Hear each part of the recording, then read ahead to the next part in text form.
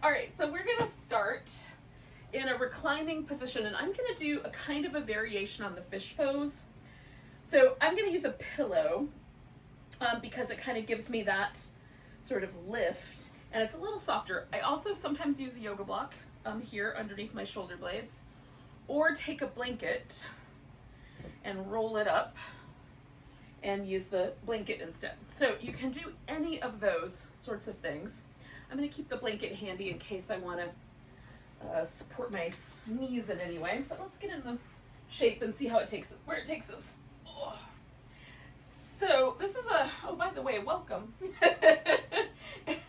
Sometimes I forget to say that at the beginning. Welcome to Gentle Yoga. So this will be about a 45-minute class. We're going to focus, the early part, we're going to focus on the upper body, some shoulders, and some things like that.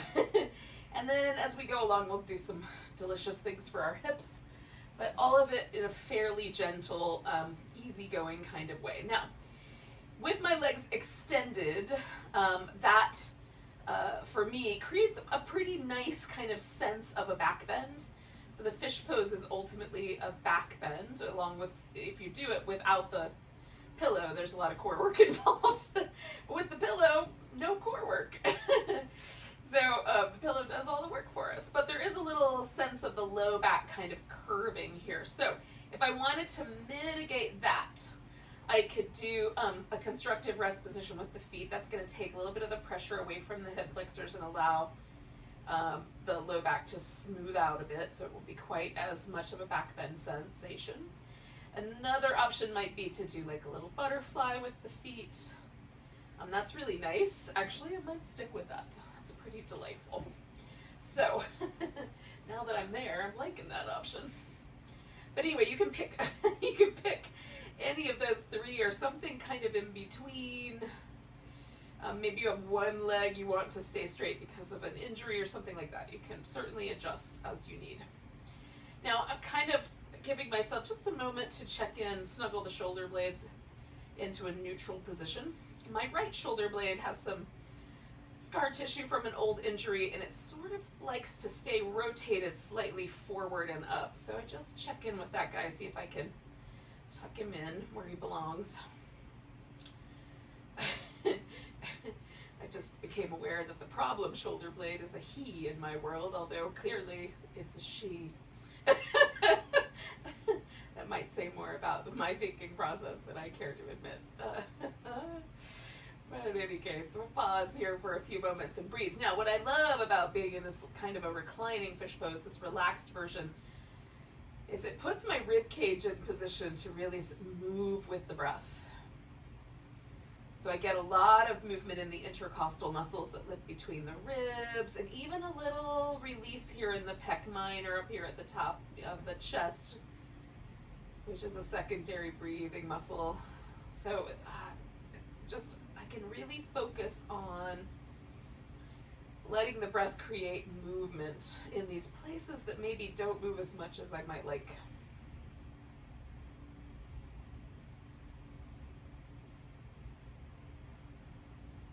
The intercostal muscles between the ribs are pretty magical.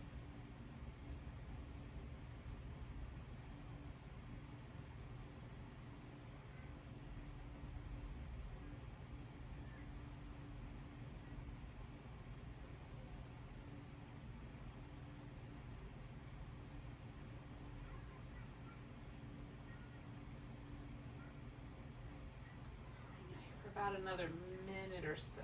I'm relaxing my face, reminding myself just to get a little softer, a little more at ease.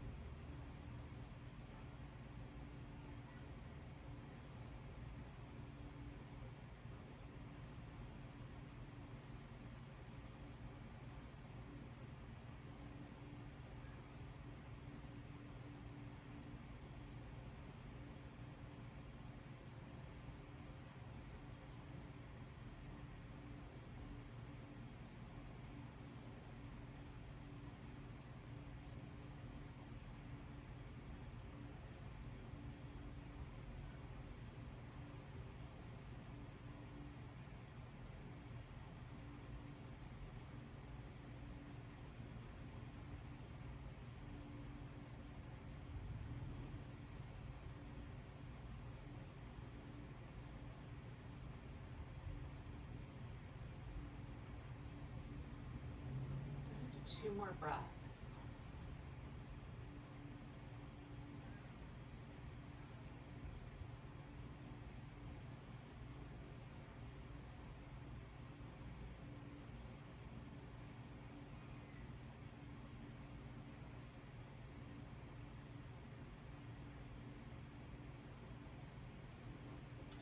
So I'm going to straighten out my legs. That's going to be part 1.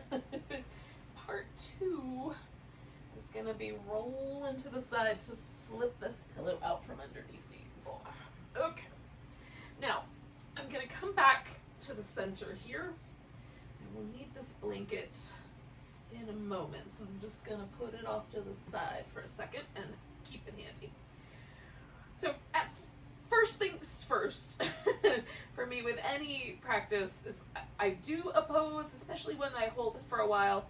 And then when I come out of the pose, I just want to feel it because there's a reaction, right? And right now the reaction is there's this kind of widening sensation in my upper back where all that tissue was being held by the pillow is now sort of softening and releasing. And oh gosh, is that nice. If we move too fast through our practice, we miss all this good stuff. Now, in my 20s, I would have thought you were nuts, but now it's delightful. So if you're not there, that's cool. Just give yourself an opportunity to move around. I'm not clear that it's an age thing. It's just, like sometimes we want different flavors from our yoga practice. Now we're going to kind of take advantage of what we were working with this chest kind of area, the little pec, the little teeny tiny pec that lives on the side there. And roll to the side. And this is where my pillow comes in handy, or my blanket. I'm going to use it as a pillow. So I just want my neck held in a neutral position, so there's not too much pressure on that bottom arm or shoulder. And I'm just letting that bottom arm hang out. Nice. Hopefully I've got enough room behind me. So I'm going to circle my arm around. And now you can stop somewhere around this kind of shoulder zone and come straight across to come back. Or if it feels appropriate, you can swoop down close to your hip. Now there are nerves that come out of the neck that run right through the shoulder, kind of between the shoulder blade and the collarbone. And so sometimes it can get pinchy in that area if there's muscles that resist the movement pattern. So if you feel numbness or tingling in your hand, try either a slightly higher arm position, so you're making more of a funnel shape, or maybe just do the half, so that, because this is where it gets a little dicey for the joint. Okay, so we'll do 2, whoops, hey, my arm's getting longer. We'll do 2 more of these. 1 and 2, and then I'm gonna turn this into a twist. So now I'm taking the pillow out, and then I'm gonna take that arm over my head and sort of direct my shoulder to the ground and see, can I stay with that sort of overhead or slightly higher position? What does that feel like? What does it feel like to bend at the elbow, make more of a cactus arm shape? Do I want my arm to go straight out to the side? Sort of liking the cactus, actually. Now I could use just a little support for my legs. My shoulder is telling me a story about how it does not want to lay on the floor. There we go. Completely. Now sometimes I keep my head in neutral because now both my shoulder blades are on the ground, right? I've got one arm kind of positioned up, one arm kind of positioned down. Oh, I can go full Statue of Liberty and pretend I'm holding a book or tablet, whatever the heck it is that she's got in her other hand. Now I'm gonna have to check because I can't remember.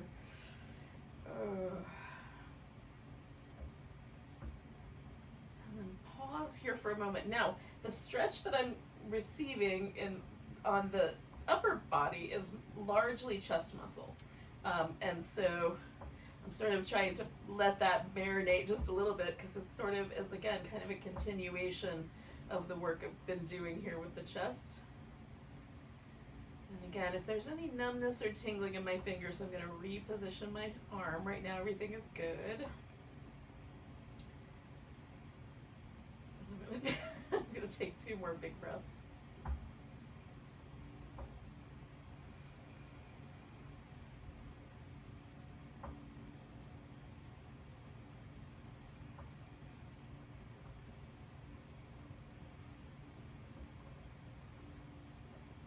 Now, I'm going to start by bringing my head to the center, and then I'm going to bring my knees to the center, my legs, and then I'm going to reposition this arm. But before I go too far, I'm going to give it a little shake.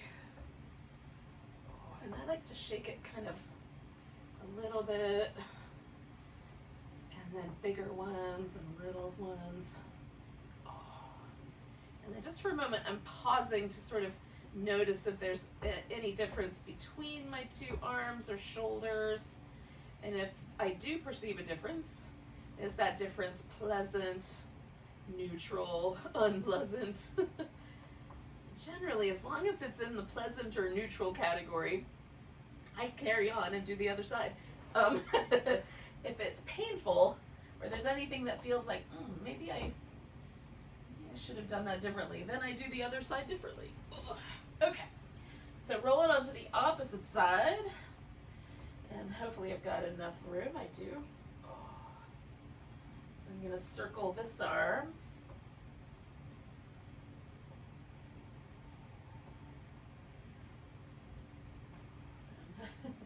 As I move around, I tend to have a slight increase in my range of motion. I think that's just movement. Movement is helpful. And again, I'm just trying to notice this last little bit from right about here through to about there is the part that's, I'm really getting the muscles that are tight for me, which is on this chest area. Okay, 1 more of those. And then I'm going to turn that into a twist. So arm over my head, roll my shoulder down. And then kind of experiment. Do I like the arm up? Oh, no, definitely not that way. Cactus, yes. Cactus, yes. And again, I'm going to take a little bit of the pressure away from that by kind of adjusting my legs so they have a place to land and rest, but my shoulders are more able to touch the ground. Okay.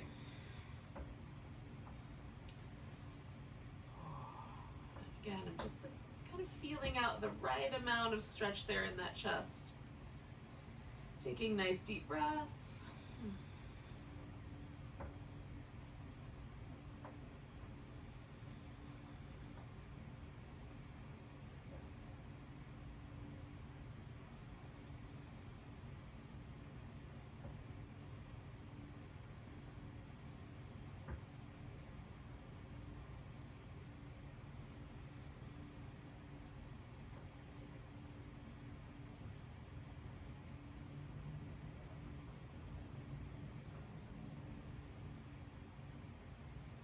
While I'm breathing, I'm just trying to notice sort of,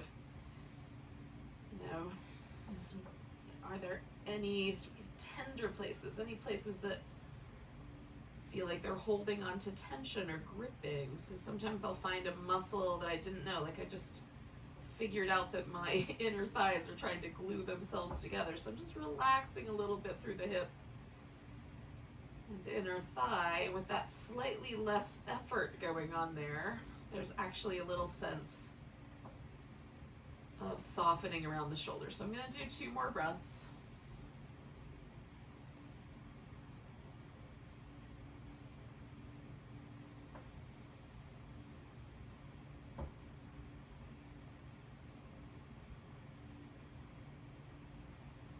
And bringing my head back and then bringing my legs back. And then just for a moment, roll all the way off that shoulder so I can shake all the way down to the center of my middle back, and then just the arm. And I was really skeptical of this shaking idea when I first was introduced to it in a yoga class, And if you're skeptical, I appreciate where you're coming from.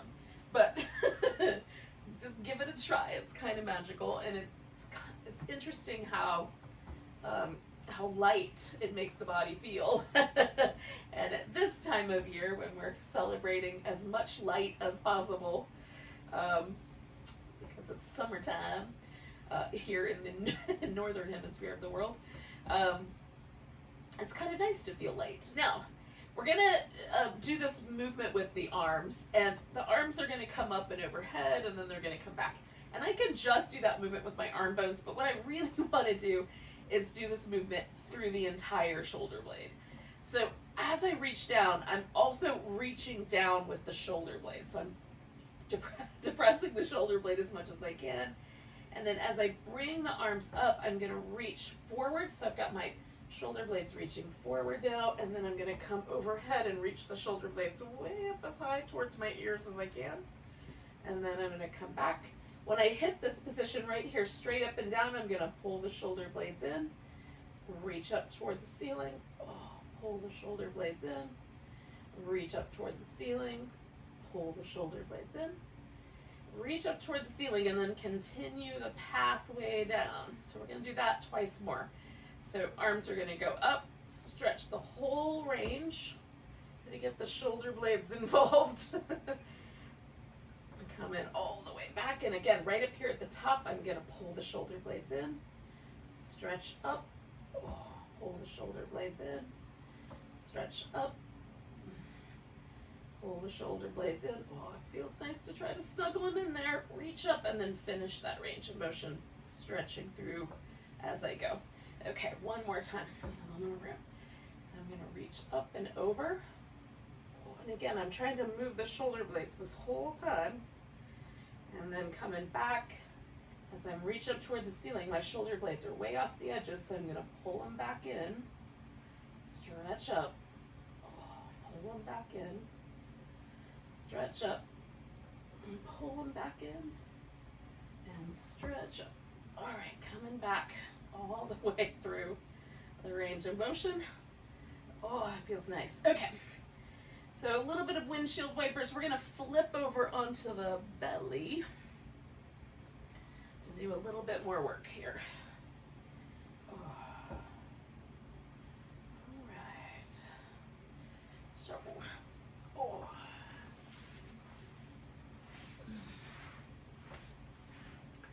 gonna work with some cobra. Now, in my world, cobra is not a sloppy push-up. We're not pushing with the arms. We're lifting with the back muscles. It's called cobra for a reason, and snakes don't have arms. So other people in other yoga circles have other ideas about this, and they're not wrong.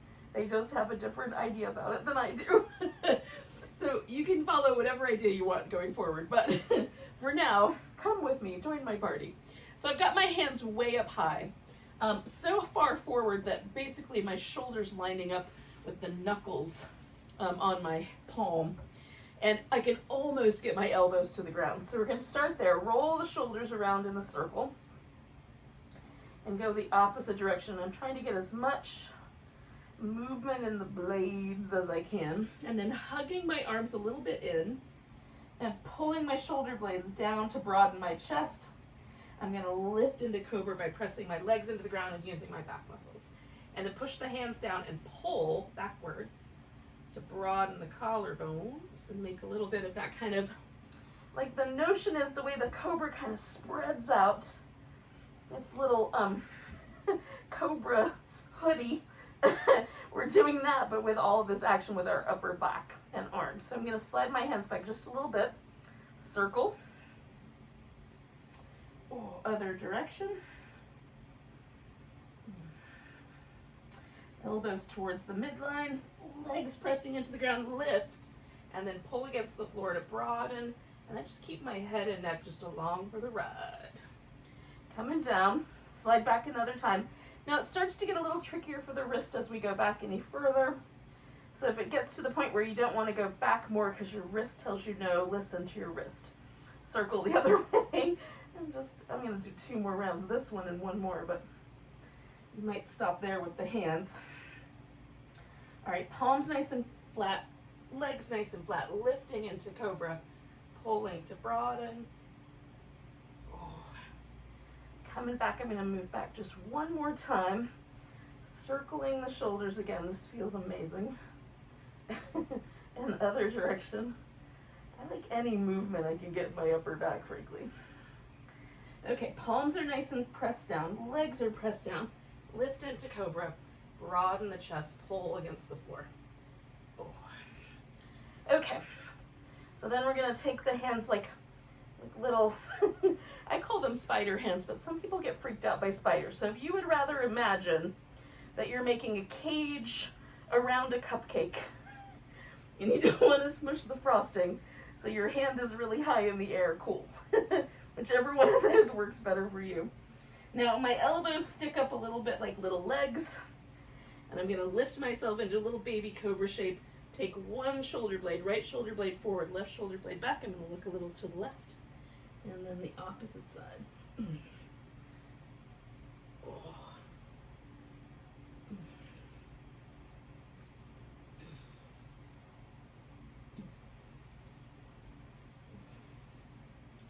Oh my goodness, one more.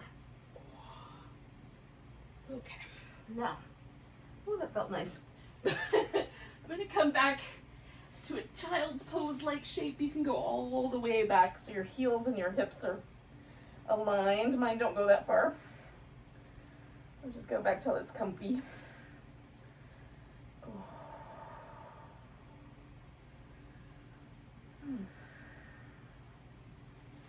Now for some people this is a resting pose, quote unquote. And then for other people, the knees are really tricky with this pose. So if this is a tricky knee pose for you, you can come onto your elbows and just shift your hips a little further forward and give yourself just a little kind of cat-cow movement with the spine. Just a little up and down, swayed like a cow and rounded like a cat. And that also feels really nice. It's an alternative. All right, so come to a seated position. Now, I'm gonna start in the way that's the most comfortable for me, which is left leg forward, sitting in a loose cross-legged position. And, you know, I'm not trying to do anything fancy. I've just brought my knees just a little bit closer in so that there's a little more of a sense that my thighs kind of are straight in front of me rather than like open like a V. We'll get to the V, but if you can, just bring the legs a little closer together, and that's where I'm gonna kind of start this business. So we're gonna start with a twist. So I'm just gonna turn towards the leg that's in the front or on top for me. That's the left one. And so I've turned my ribs, and then you wanna just notice how things are going in your hip. If it feels like one of your sit bones is a little higher off the ground than the other one, let that hip kind of move with you into the twist a little, so that you don't have to try to force the sit bones into the floor. Just notice what the natural inclination is. Now mine are pretty even, so my twist starts around where my navel is and goes up. There's a little bit of twist in the lower back, but not much. So I'm really letting that rib cage be the star of the show here, a little bit with the neck as well.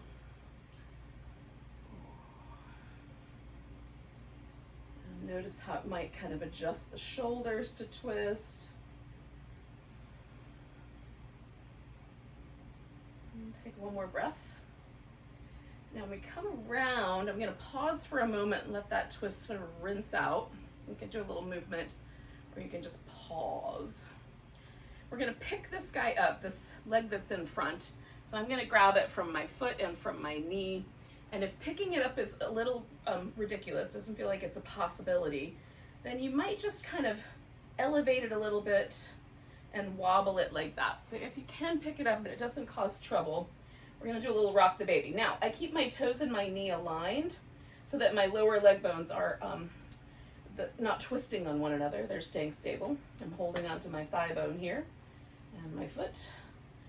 And it's a little rock the baby. Now some people hold this baby up a little higher, wrap it up in their arms. You can do that as well. Sometimes this is a precursor to like putting your leg behind your shoulder, but we're not doing that today. This is gentle yoga. But it's a nice pose all by itself. All right, so now we've done that. We're gonna go ahead and stretch that leg all the way out. Now, I have a little bit of space that lives under the back of my knee. And rather than hyperextend that, I'm just gonna fill that space with a blanket. And that's one way to use a yoga prop. You can do other things. Maybe this knee needs a little support because it feels like it's hanging out in space. Your foot can be in really tight against your groin or all the way down by the ankle. So that little bend out to the side is up to you. And then I just lean forward and lift my sit bone off the ground so I can get my pelvis to rotate forward as far as it's willing. Everybody's hamstrings are a different length. Everybody's joints are built a little differently, so your pelvis will tilt however much it tilts. Now, I have two choices. Choice one is to keep my spine aligned with my pelvis, which for me looks like that. So my chest is up here, my thigh is down here, or my shin is down here. So that's possibility number one, is I just pause there, lengthen, reach out through my leg, my toes are pointing up, I'm lifting my kneecap, I've got lots of action, I'm kind of pressing my legs towards one another. Tons of action is going on. The other possibility is I can let myself round my back to reach forward to grab a foot, or I could use a strap to grab my foot. Now, rounding the back creates other issues or other concerns. For me, it feels really nice. But for some people, it'll cause some trouble with low back discs in particular. So notice what happens if you try a little bit of a rounded upper back to reach, reach out for your foot. And maybe you reach your foot, maybe you don't. Again, the good news is no one's giving out a prize either way. So it behooves us to do what's right for our own body.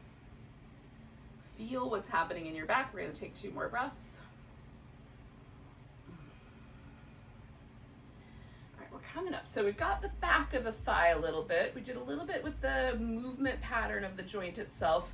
So we're going to come back to the inner thigh with a butterfly. So we're going to come to center. And I did this butterfly really passively at the beginning, so I'm going to be a little more active now. So again, I have a choice of rounding my back or keeping my back neutral with the pelvis. So I'm going to go for neutral, holding on somewhere, shins, backs of the thighs, the feet, whatever works. I'm going to hold on to my shin bones right up near the ankle.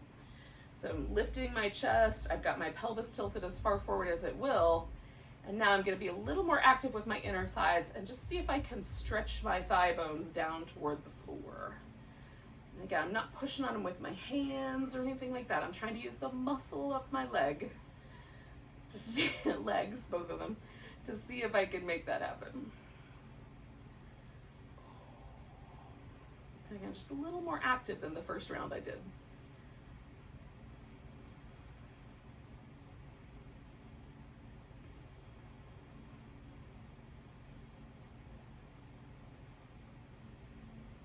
Two more breaths.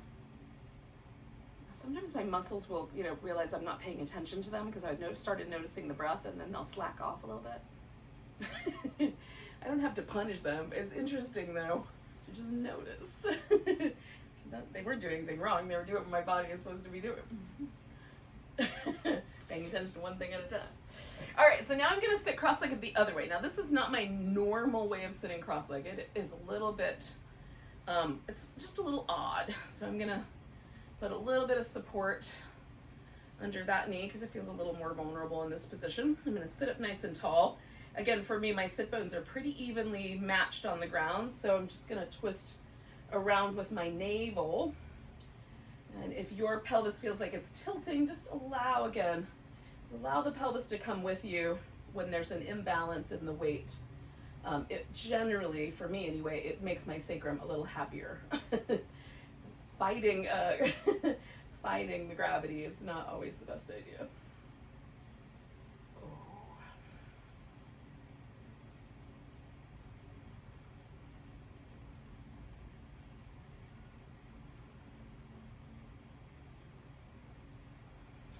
Take a couple more deep breaths.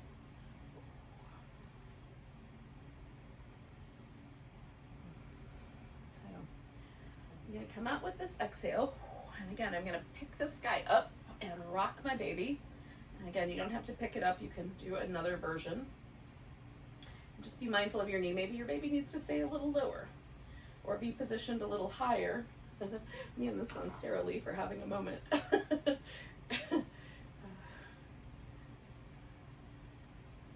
could disappear in behind that leaf and have a leaf for a face. All right, so I'm gonna take that leg out straight. Again, I'm gonna fill in the space underneath that knee. I'm gonna tilt my pelvis as far forward as I can. And then last time I let myself sort of round my upper back a little bit so I could reach my foot, so I'll do it again. Just in the interest of some sort of ridiculous pursuit of symmetry.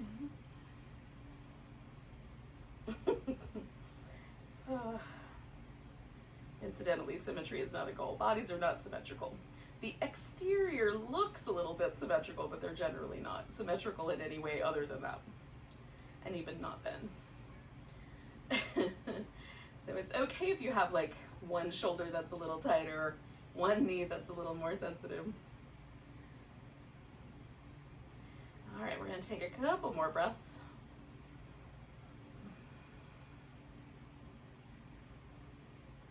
And then I'm gonna inhale my way up. Again, we're going to come back to the inner thighs. Now, you can come back to the butterfly if you like and just do a broader butterfly, so it's more like a diamond, or you can join me for a wide angle.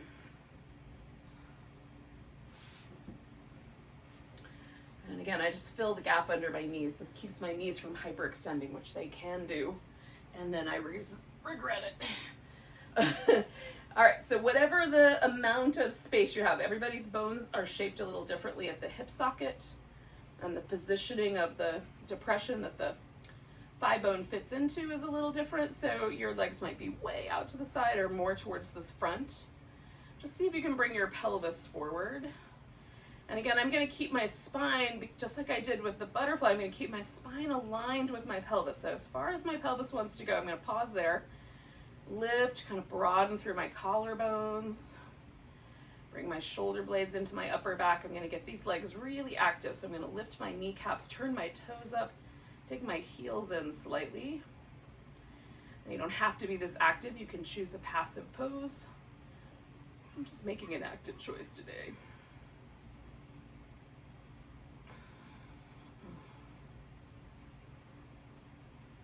It feels kind of nice, actually. Sort of into it.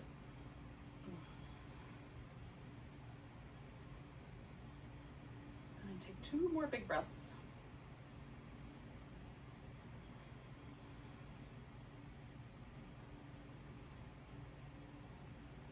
And I'm going to come all the way up, lean back slightly to bend my knees, and come back to the center.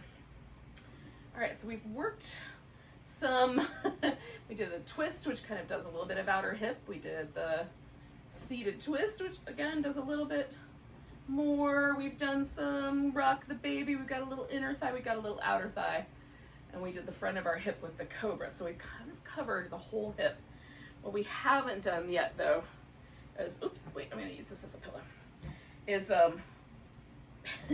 we have not done any movement in the hips. We've done some static things. Let's do some movements. We're going to lie sideways. And I'm going to use this blanket like a pillow, so I just need to kind of figure out how much I want. You can also use your arm as a pillow, so you can have your arm all the way up, the one on the bottom, and lay on that. All right, so I'm going to stretch my legs out, and if I stretch my legs out in line with my torso here, I feel just slightly wobbly, so I have to use a little more core to hold myself stable. If I were to move my legs slightly further forward, that feels much more stable. I don't have to use as much core strength. So choose. You want the extra core strength, let your legs come back a little bit so that you have to kind of stabilize a little more. If you want a little less of that, bring your legs a little forward. So I'm going to take my top leg and I'm going to bring it in, up, and then stretch it down. Okay. So it's like I'm drawing a line up to my shin, then I'm gonna stretch that leg out straight and then lower it down. I'm trying not to jiggle at all through the middle of my belly. So try to hold the torso nice and steady. If you need a little more support, you can put your hand up front. If you want it to be a little more challenging, you can let your hand lift. Now this is where we're going to kind of see if we can reach and grab hold of that big toe, and the answer might be no. So we might grab the calf or wrap the hand around the thigh. And then we're going to lift up nice and tall and see if we can float the leg that's on the bottom. Keep the head and neck relaxed, however that's working out for you.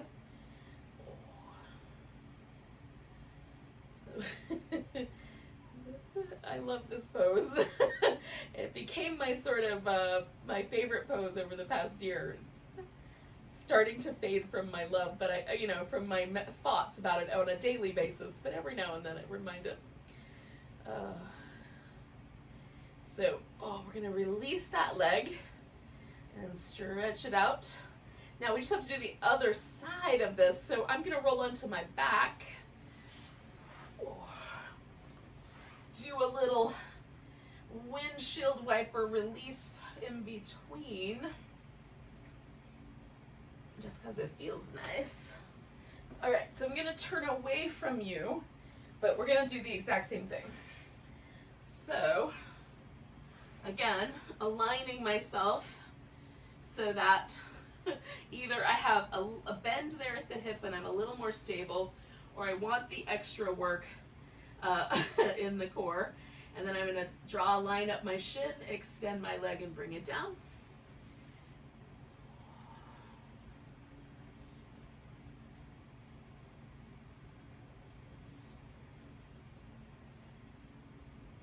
One more of those. And then as I draw that line up my shin, I'm going to see if I can grab that big toe and extend up. And I'm trying to almost like with my core lift myself off the floor as far as I can, but keep my head and neck relaxed. One of the things that we often do if the core isn't strong enough to do its whole job is we'll try to use the neck muscles in place of the core. So we'll try to kind of reduce the amount of that's going on here. Try to unprogram that circuit. One more big breath. Oh, and then we're gonna land. And again, I'm gonna roll into my back. Oh, and release. Oh, that was fun. Okay. So, we're gonna do a little happy baby pose. Now, you can, it's called happy baby because, babies often grab hold of their feet and check them out. And so the theory is you'll hold both your feet.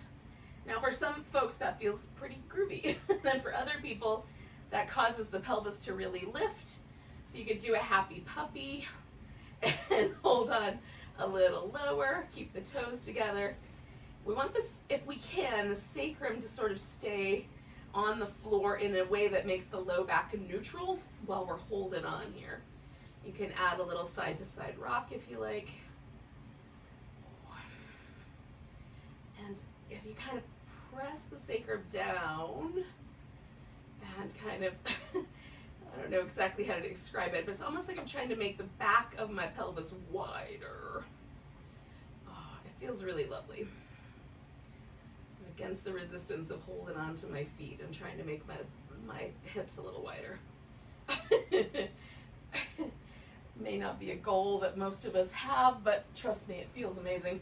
All right. Or just try it for yourself. You don't have to trust me. Alrighty, so now we're going to do a little relaxation. So I've got a pillow here because often for me, when I stretch my legs all the way straight, my low back wants to arch. So having the pillow there allows my hip joint to soften, which then translates into less torque in my low back. So if that's something that would be helpful for you, put something under your legs. Folded blanket, a throw pillow, a fancy yoga prop, whatever you got. And then my furry people are active again. So hopefully we'll get to relax without me giggling too much.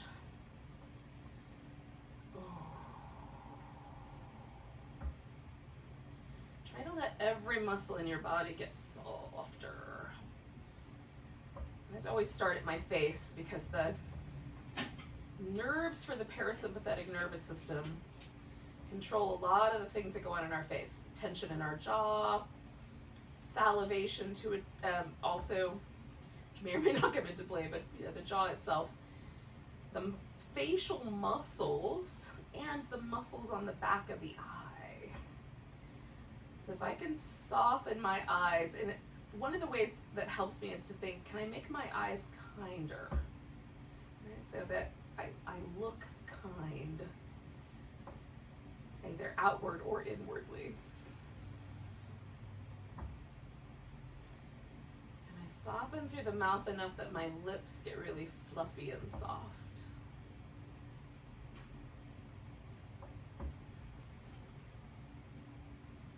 And then just keep going. Relax your shoulders. Relax the hips. Let everything kind of melt into the ground.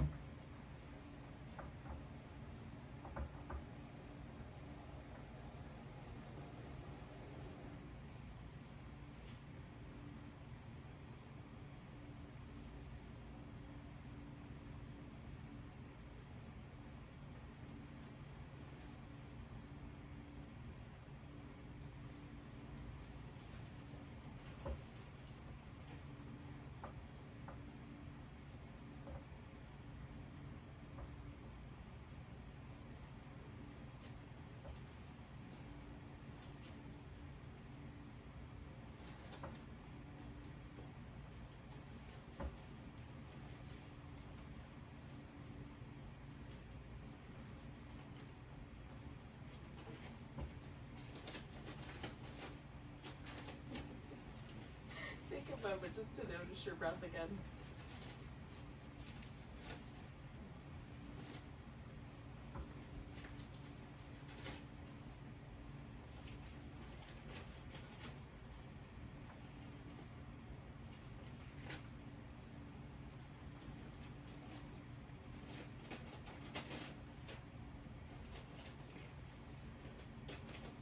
Take a nice big breath all the way down to your tiptoes.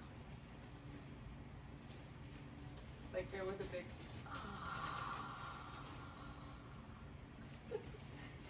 wiggle and stretch and move around as you like. I always start with the fingers and the toes and the wrist and the ankles. And then make my way up to whole body. Oh.